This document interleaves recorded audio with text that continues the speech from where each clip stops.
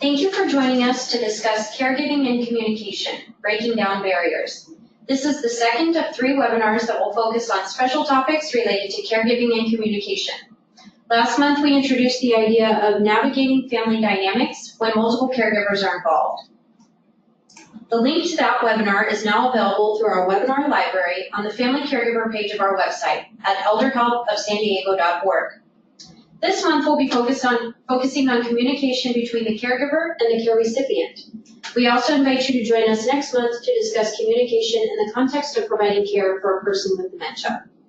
My name is Kira Freeman. I'm the Corporate Education and Relations Contact here at ElderHelp. As always, I'll be sending out the link to the recorded webinar later this afternoon.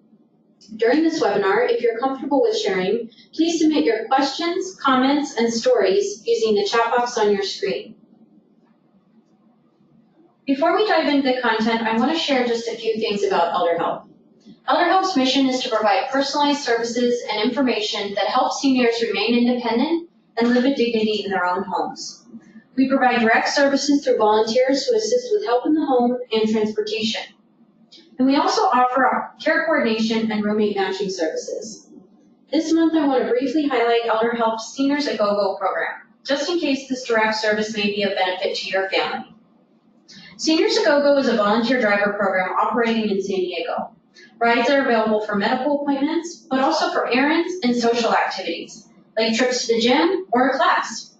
Enrolled clients schedule rides 7 days in advance, giving us time to make sure that every ride is carefully coordinated.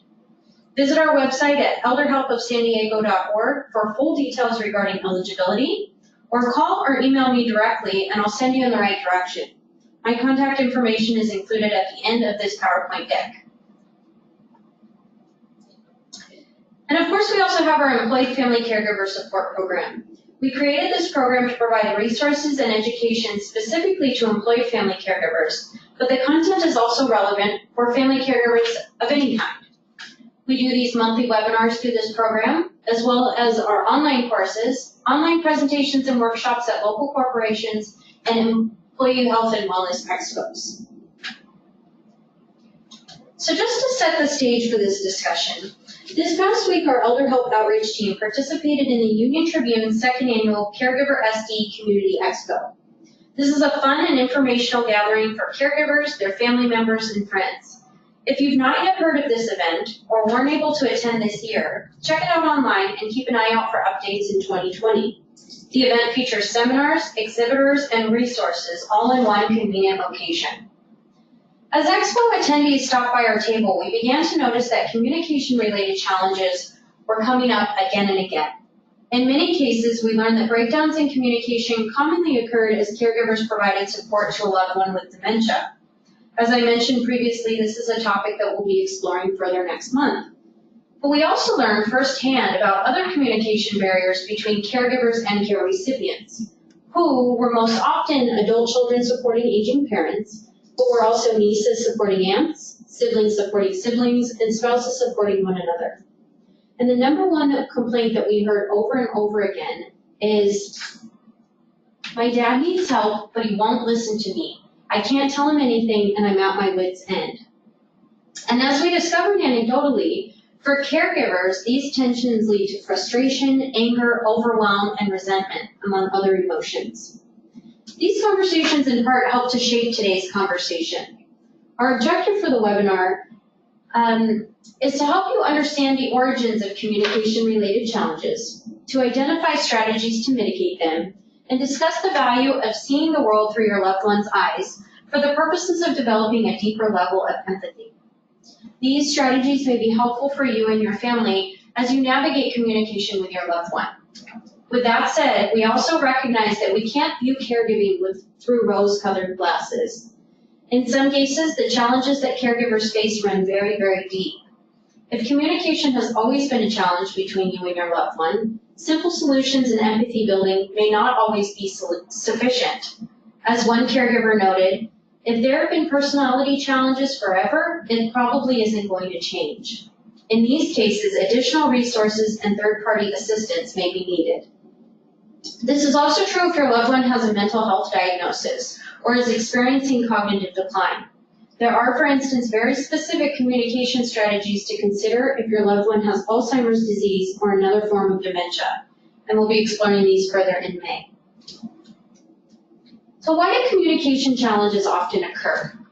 Research suggests that nearly 80% of older adults of adult children believe their parents are stubborn about taking advice or getting assistance with daily challenges.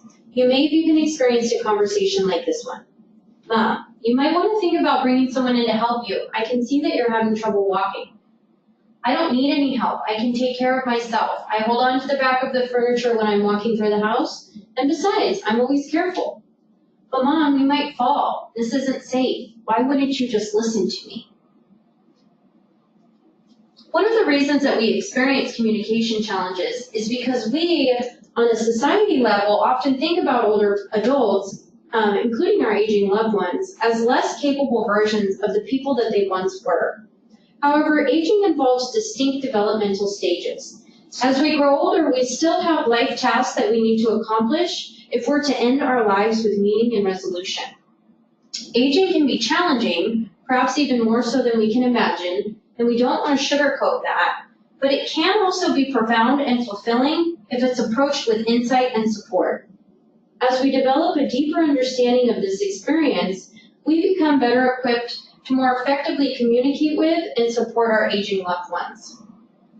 Research has helped us to develop a pretty complex understanding of the developmental stages that children go through, but less is known about the stages we experience as we age. Here are what geriatric experts contend. Old age is punctuated by loss. So for instance, that may be loss of family members, partners, friends, loss of functionality, loss of abilities and independence, or any combination of these things. And regardless of their inevitability, these losses can be devastating and isolating. So because of this, as we age, we're often fighting for control in the areas of life that we are able to manage. As older adults navigate loss and control, they are often, at the same time, beginning to shape their own legacies in an attempt to understand what their life has meant and what will endure into the future. This is a tall order, which would be an understatement, and it's not really surprising that it affects our actions, even on a subconscious level. So in addition to some of these dynamics that are happening in developmental stages, barriers to communication may also develop because of miscommunication. In fact, miscommunication and lack of communication about care preferences and decision-making may be fairly universal within caregiving families. Consider this example. Research suggests that older children may overestimate a parent's desire for predictability and routine in their daily life, but underestimate their desire for enrichment and personal growth. We may also misinterpret certain situations. So for instance, we may mistakenly interpret an aging loved one's wandering conversations or stubbornness as a sign that he or she is developing Alzheimer's disease or another form of dementia. Of course, in some cases, these may be early warning signs of cognitive impairment, but in others, we may have jumped to a hasty conclusion. And this is not uncommon because we sort of collectively have this great fear of dementia.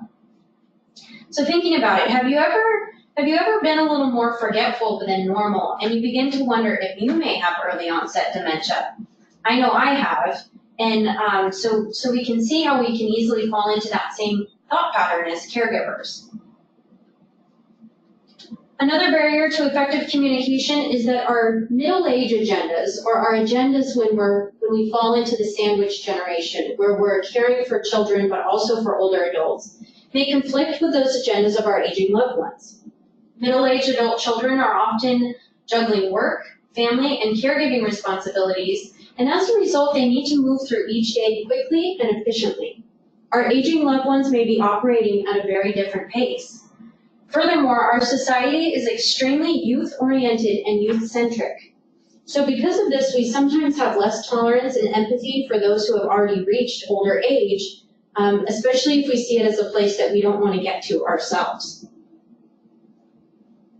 And the last potential communication barrier that I want to mention here for the purposes of this discussion is that if an aging loved one is depending on you and or other family members to provide care, it's likely that he or she is processing a whole range of emotions, either on a conscious or a subconscious level. This may include fear, pride, and even embarrassment, among other emotions, and often these are felt all together. For most of us, feeling afraid and needing to depend on others for support is not a quote-unquote reasonable state of being. And in part, this is why logic and reason may not always be effective communication strategies. So things like, Mom, you're likely to fall, why won't you listen to me? When we're using that reason and logic, it may not be particularly effective. So with all these things in mind, let's consider how we could reimagine the following scenario to better understand what might be happening. Keep in mind that every single family and situation will be different. This is intended to be a starting point for critical and creative thinking. So here's the scenario.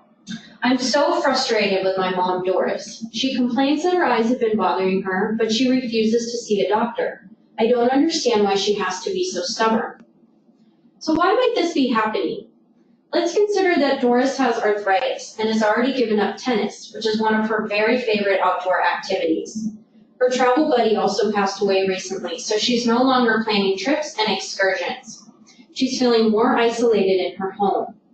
Doris may be resisting an eye exam because she doesn't want to know that her eyes are failing. That will only lead to more restrictions on her lifestyle.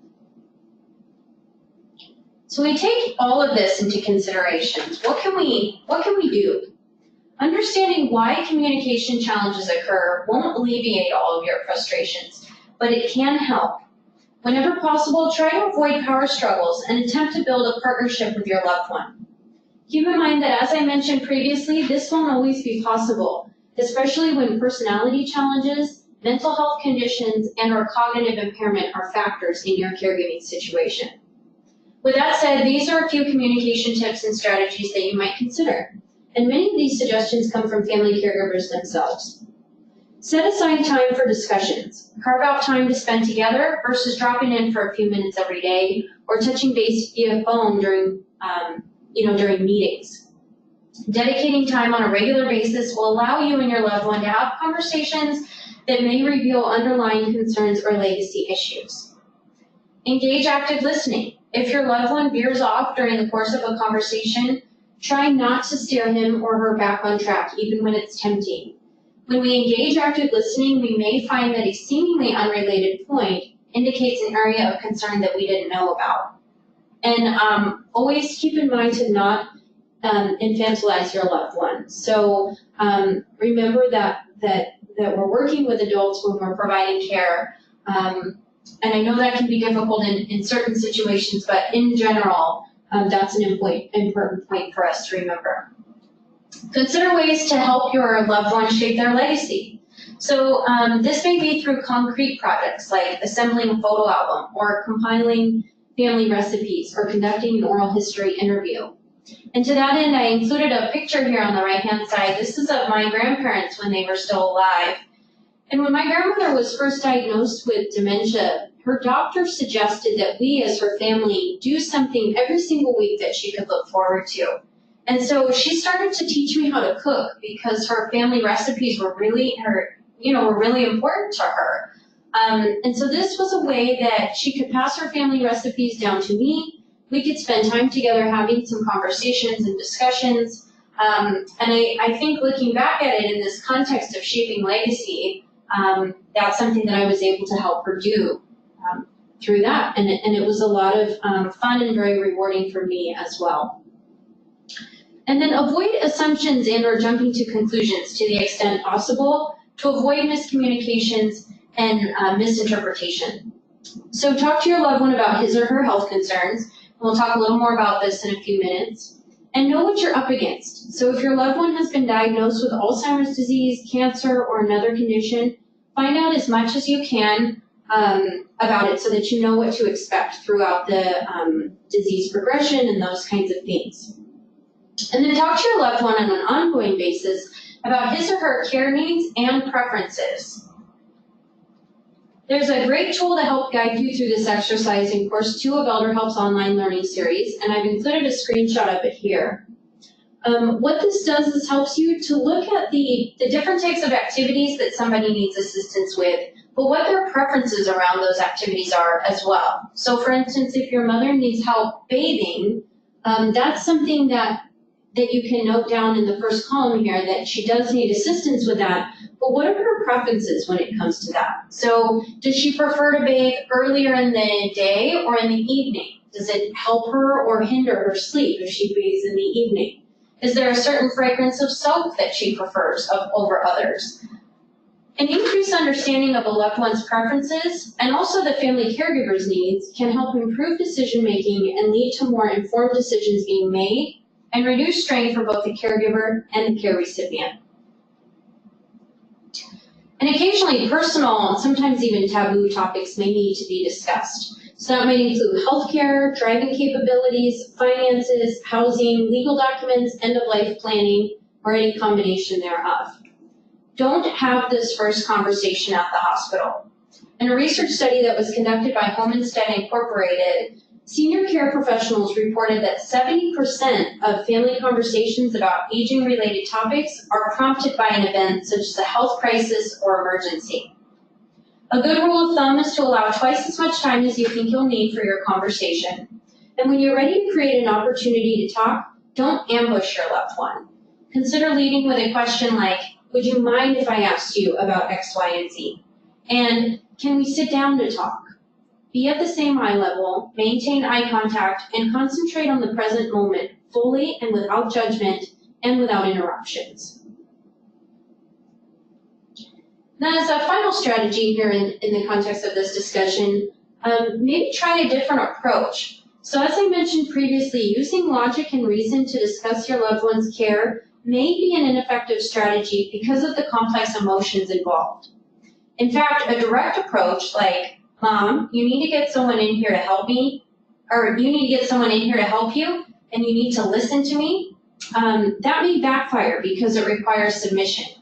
By nature, human beings hate to submit, and we typically resist attempts at control. So you might consider an alternate, indirect approach that's also rooted in honesty. Share how your loved one's actions, or lack thereof, are impacting you and or your family.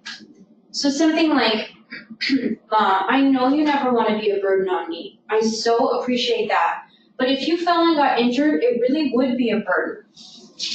I worry about this so often. If anything happened to you, I might not be able to get there.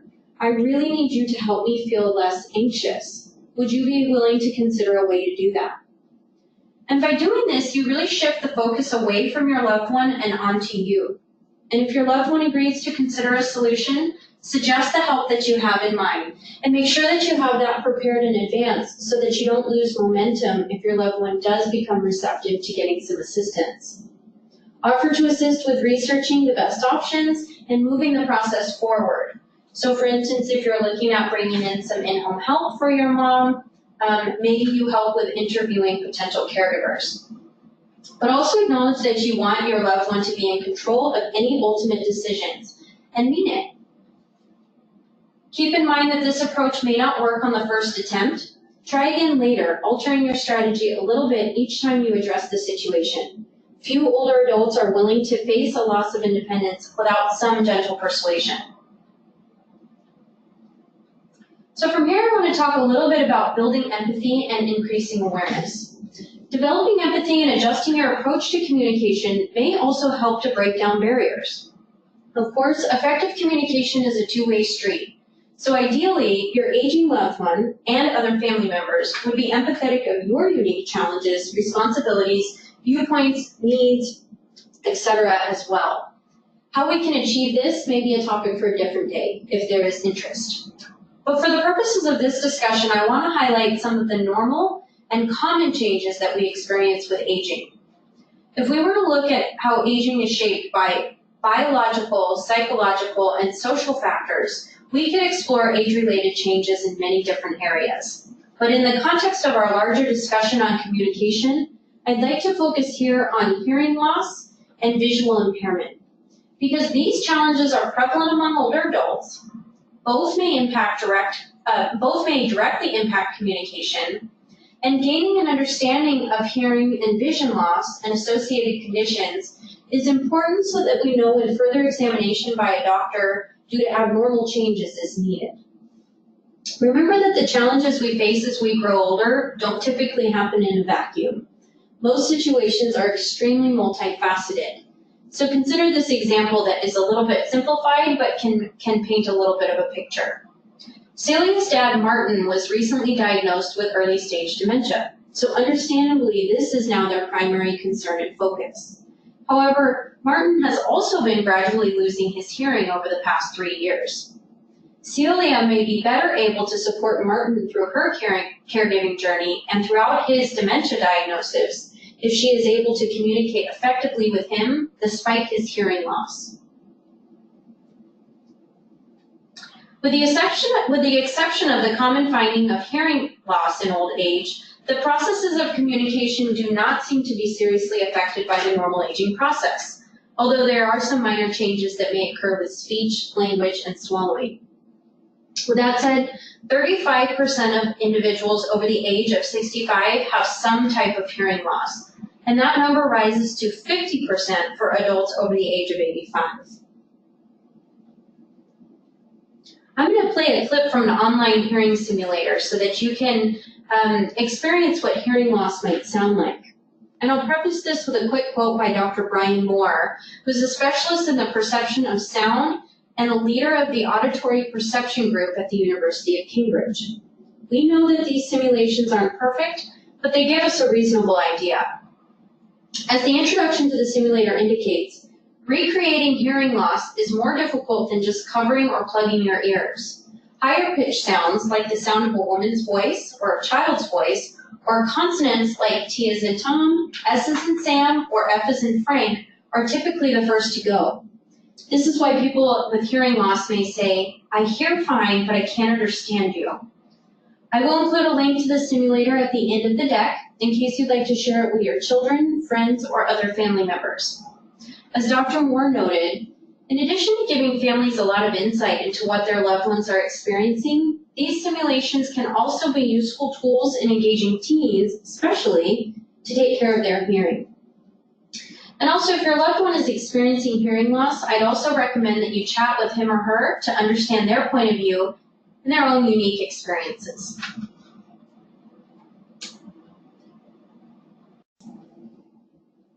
Okay, so I'm going to share just a quick clip of this conversation so that you can hear it first on a normal setting. Hi, Hadley. How's it going? Good, Grandpa. What'd you do in school today? Well, one main thing was that meeting got canceled, so our class...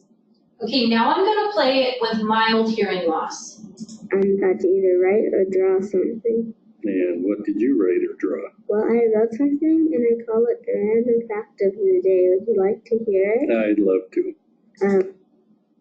Now I'm going to play with moderate hearing loss.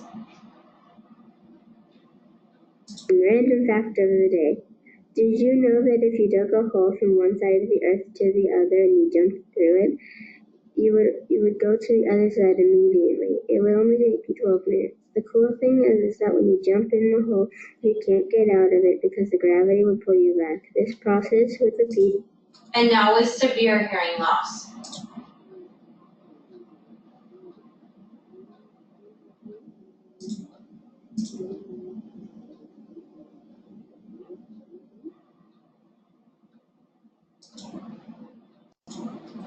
So we've talked quite a bit about stubbornness and why it might be happening throughout this webinar.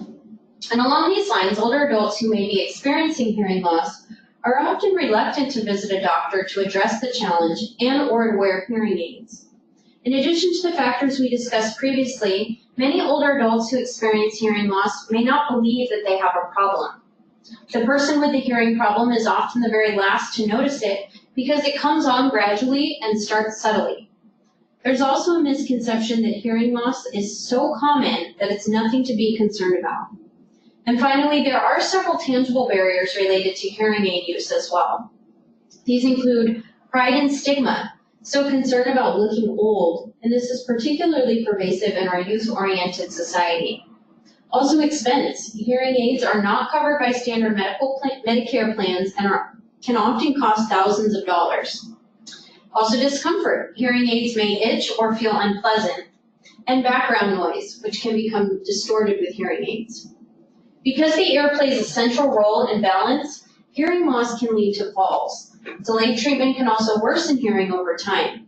So if your loved one is experiencing hearing loss and is resisting treatment, I'd recommend explaining the health pros in getting help with hearing. And we can discuss some strategies for tackling this discussion offline if needed.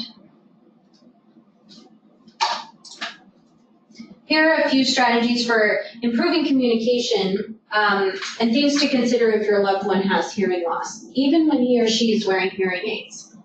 So face the hearing impaired person directly. Be at the same eye level and ensure that you have good lighting. Position yourself so that the light is shining on the speaker's face versus the listener's eyes. Even if a person has never studied lip reading, he or she can gain a great deal of information from looking at the speaker's face and body language. Speak clearly, slowly, and distinctly, but naturally. Avoid shouting or exaggerating mouth movements because these can make lip reading more difficult as well. Keep your hands away from your face when talking. Eating, chewing, or smoking will all make your speech more difficult to understand. Minimize extraneous noise. Keep in mind that people with hearing loss are often very sensitive to loud sounds. If the person has difficulty understanding a particular word or phrase, try to find a different way of saying the same message. And then, of course, recognize that everyone has a harder time hearing and understanding when they're ill or tired. So I'd like to wrap up the webinar discussion today with a brief discussion about vision loss. Few people realize how much our eyes really have to do with how we communicate. Those of us who have full sight generally think of vision in terms of acuity and describe it in terms of a 20/20 scale. In reality, vision is not a one-dimensional space. It's made up of many elements that come together to give us an experience that we can call full sight. There are both normal and common age-related changes and conditions that can impact vision, including presbyopia, which is a slow loss of the ability to see close objects or small print. This is a change that's expected and can be predicted in the normal aging process. Cataracts are also part of the normal aging process, even though they're a disease process, technically. They're so common in aging that they often do fall under the normal aging classification. A cataract is a clouding of the lens in the eye that affects vision. Some cataracts stay small and don't affect eyesight very much, but others become large and dense and can harm vision. Cataract surgery is one of the most common surgeries in the United States and is generally extremely safe and effective. And then some of us will also experience more serious age-related eye diseases as we grow older. Your aging loved one may even be experiencing one of these conditions now. Glaucoma is a group of diseases that can damage the eye's optic nerve and result in vision loss and blindness. It's usually associated with high pressure in the eye and affects side or peripheral vision. Age-related macular degeneration is a disease that's associated with aging and generally destroys our sharp central vision. Central vision is needed for seeing objects clearly and for common daily tasks such as reading and driving. And also diabetic retinopathy. This is the most common of the diabetic eye diseases, and it occurs when diabetes damages the tiny blood vessels inside the retina. If your loved one is experiencing vision impairment, keep in mind that because various conditions manifest in different ways, he or she may be able to see certain things, for instance in the peripheral vision, but not in their central vision or not in other areas. Because of this, some families have doubted or questioned the extent of their loved one's vision loss. By increasing our understanding about these conditions, we can mitigate these misinterpretations. And then here are just a few communication strategies if your loved one has significant vision loss. Keep in mind that most people with vision loss do still have some vision, but don't assume that they can make out where you are in a room or even who you are when you're both in the same room together. So identify who you are by name when you enter a room and address the person by name so he or she will know right away whether you're talking to him or her or to another person nearby. Speak clearly and directly using a natural conversational tone and speed and look directly at the person. Be an active listener. If the person's unable to see your expressions on your face, your body language, and your facial expressions, make sure that you vocalize your interest by saying things like yes, or I see, or I understand. Answer questions and be descriptive in your responses. And say when you're leaving the room and where you're going, if it's appropriate. So maybe something like, I'm headed into the kitchen to grab a drink of water. And indicate the end of the conversation. It was nice chatting with you, Mom. See you soon. So from here, I just wanted to share some of the resources that I addressed today and then a few others as well. You can visit elderhelp.thinkific.com to see our online courses. And I wanted to highlight course number 2, Family-Centered Care Planning, so that you can explore some guidance on how to create a care recipient needs assessment. You can visit elderhelpofsandiego.org and click on our Family Caregiver page to view our webinar library. That library includes links to all previously recorded webinars. I've also included the link to the San Diego Union Tribune's Caregiver Expo page for 2019, and I would recommend keeping your eye out for updates in 2020. Next is the Starkey hearing loss simulator that I showed previously. I do encourage you to share this tool with your family and friends so that they too may experience what hearing loss might sound like. And then I also wanted to share the caregivercoalitionsd.org website. So this is a coalition that ElderHelp serves on, along with several other local nonprofit organizations and for-profit groups as well. And you can visit this page to view upcoming events and also the 2019 edition of the Comprehensive Caregiver Handbook. So this handbook just came out earlier this year, and it's a really great tool for caregivers. It's sort of a one-stop shop for all of the resources that you might need. So I definitely recommend jumping on that website to check that out. And along the lines of the Caregiver Coalition, I wanted to send out the information for the next 2 conferences that the Caregiver Coalition will be hosting. The first is on Wednesday, April 24th in Chula Vista, and this one will focus on the caregiver's journey with a specific focus on Parkinson's disease, and ElderHelp will have a table there if you'd like to stop by and say hello. And then also, this second conference that's coming up on May 11th is focused on mindful caregiving. This conference is in Tierra Santa, and we'll also have a table at that conference as well. I wanted to send the save the date for the final webinar in the Caregiving and Communication series. It will be on May 16th at 11 a.m. Again, that webinar will focus on communication in the context of providing care for persons with dementia. And then, of course, this is my contact information. You can send an email to the general info@elderhelpofsandiego.org email if you have any questions about our direct service programs. And you can also reach me via email or phone, or feel free to connect with me on LinkedIn. So at this point, I'd like to open it up for any questions, comments, or stories you may have. If you're comfortable sharing, please use the chat box on your screen. Or if you prefer, we can also connect offline via phone, email, or over coffee. And I want to thank you all so much for joining us today to discuss this important topic. We hope to see you next month.